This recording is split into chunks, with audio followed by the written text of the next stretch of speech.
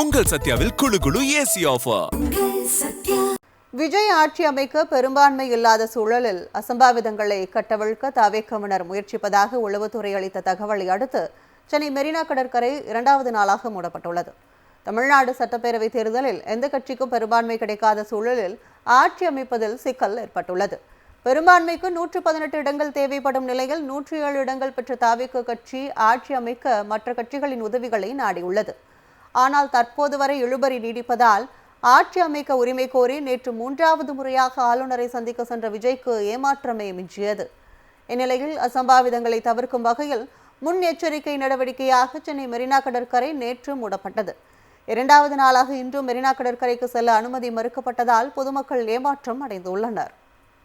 விஜய் ஆட்சி அமைக்க பெரும்பான்மை இல்லாத சூழலில் அசம்பாவிதங்களை கட்டவிழ்க்க தவேகவினர் முயற்சிப்பதாக உளவுத்துறை அளித்த தகவலை அடுத்து சென்னை மெரினா கடற்கரை 2வது நாளாக மூடப்பட்டுள்ளது. தமிழ்நாடு சட்டப்பேரவை தேர்தலில் எந்த கட்சிக்கும் பெரும்பான்மை கிடைக்காத சூழலில் ஆட்சி அமைப்பதில் சிக்கல் ஏற்பட்டுள்ளது. பெரும்பான்மைக்கு 118 இடங்கள் தேவைப்படும் நிலையில் 107 இடங்கள் பெற்ற தவேக கட்சி ஆட்சி அமைக்க மற்ற கட்சிகளின் உதவிகளை நாடியுள்ளது. ஆனால் தற்போது வரை இழுபறி நீடிப்பதால் ஆட்சி அமைக்க உரிமை கோரி நேற்று 3வது முறையாக ஆளுநரை சந்திக்க சென்ற விஜய்க்கு ஏமாற்றமே மிஞ்சியது. இந்நிலையில் அசம்பாவிதங்களை தவிர்க்கும் வகையில் முன்னெச்சரிக்கை நடவடிக்கையாக சென்னை மெரினா கடற்கரை நேற்று மூடப்பட்டது. 2வது நாளாக இன்றும் மெரினா கடற்கரைக்கு செல்ல அனுமதி மறுக்கப்பட்டதால் பொதுமக்கள் ஏமாற்றம் அடைந்துள்ளனர்.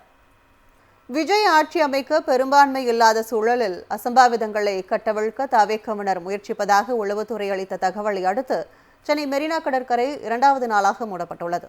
தமிழ்நாடு சட்டப்பேரவை தேர்தலில் எந்த கட்சிக்கும் பெரும்பான்மை கிடைக்காத சூழலில் ஆட்சி அமைப்பதில் சிக்கல் ஏற்பட்டுள்ளது.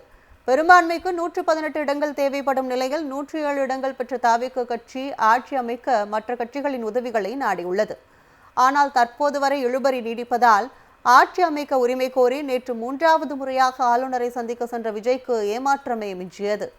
இந்நிலையில் அசம்பாவிதங்களை தவிர்க்கும் வகையில் முன்னெச்சரிக்கை நடவடிக்கையாக சென்னை மெரினா கடற்கரை நேற்று மூடப்பட்டது. 2வது நாளாக இன்றும் மெரினா கடற்கரைக்கு செல்ல அனுமதி மறுக்கப்பட்டதால் பொதுமக்கள் ஏமாற்றம் அடைந்துள்ளனர். உங்கள் சத்யாவில் குளு குளு ஏசி ஆஃபர்.